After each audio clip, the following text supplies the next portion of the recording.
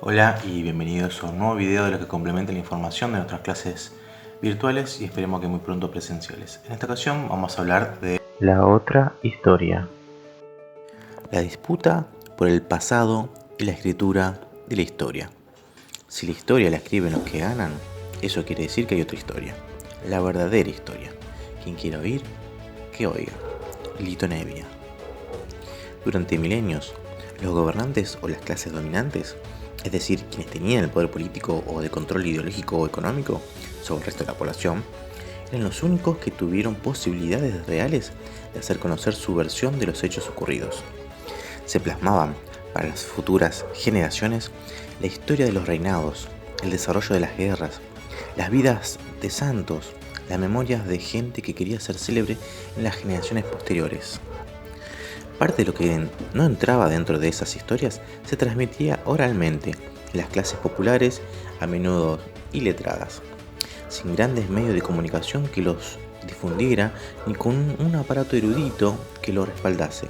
Era importante preservar de algún modo su conocimiento para salvaguardia de los intereses populares, como decía Atahualpa Yupanqui en El payador perseguido. Pero si el canto es protesta contra la ley del patrón, se arrastra de peón a peón en un profundo murmullo y marcha al ras de los yuyos como chasqui en un marón.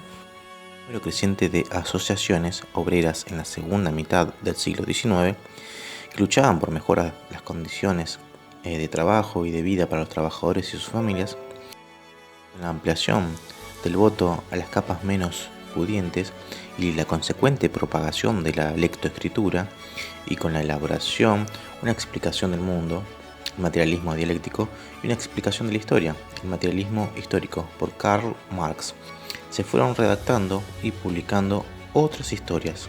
El control de la burguesía dominante.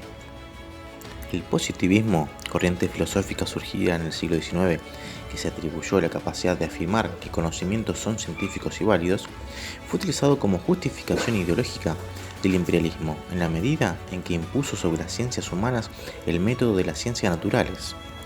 Se tomaron, por ejemplo, elementos de la teoría de Darwin, que postulaba básicamente que como los recursos para subsistir y el espacio son limitados, no todos los seres vivos pueden vivir para reproducirse, por lo que se produce la lucha por la vida y sobreviven los más aptos, que se adaptaron a la filosofía, psicología y ciencias sociales. El evolucionismo o darwinismo social, que justificaba el dominio del más fuerte o mejor preparado tecnológicamente o económicamente, fue usado como argumento científico de la expansión de las potencias europeas sobre el resto del mundo.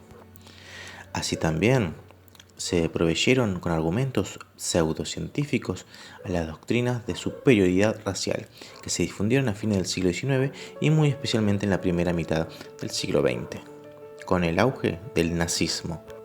En el campo de la historiografía se fijaron reglas para determinar qué se podía considerar historia científica, para lograr la imparcialidad del historiador, cuya labor se debía basar en el trabajo en archivos y la crítica de las fuentes. Pero muchos historiadores se limitaron a buscar y analizar documentos sin crear un marco explicativo más amplio, creyendo que el conocimiento histórico procede en forma acumulativa y progresiva.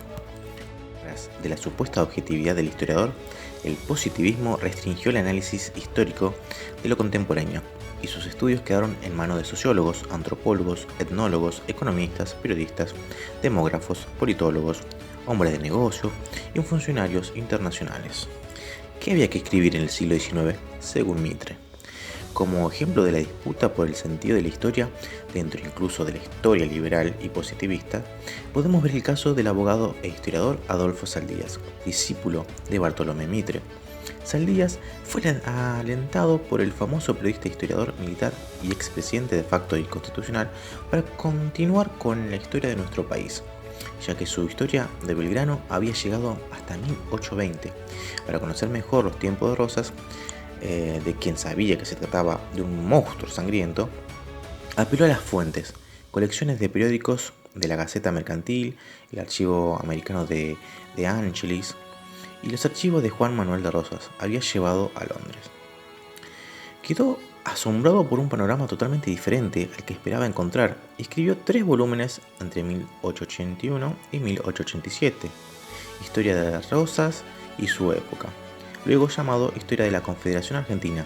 Afirmó que el objetivo de su obra es transmitir a quienes recogerlas quieran las investigaciones que he venido haciendo acerca de esa época que no ha sido estudiada todavía y de la cual no tenemos más idea que la de represión y de propaganda que mantenían los partidos políticos que en ella se diseñaron. No se sirve a la libertad manteniendo los odios del pasado. No le gustó la obra de su brillante discípulo, le espetó que se trataba de un arma del adversario en el campo de la lucha pasada. Adolfo Saldías le manifestó que su maestro pensaba eso debido a la efervescencia de las pasiones políticas. El estadista le respondió reconociendo la inmensa labor que encierra su libro. Si por tradiciones partidistas entiende usted mi fidelidad a los nobles principios porque he combatido toda mi vida y que creo haber contribuido a hacer triunfar en la medida de mis facultades, debo declararle que conscientemente los guardo como guardo los nobles odios contra el crimen que me animaron en la lucha. Bueno, eso es todo por hoy. Nos estaremos viendo, aprendiendo en un próximo video de los que complementan la información de nuestras clases virtuales. Hasta luego, buena jornada.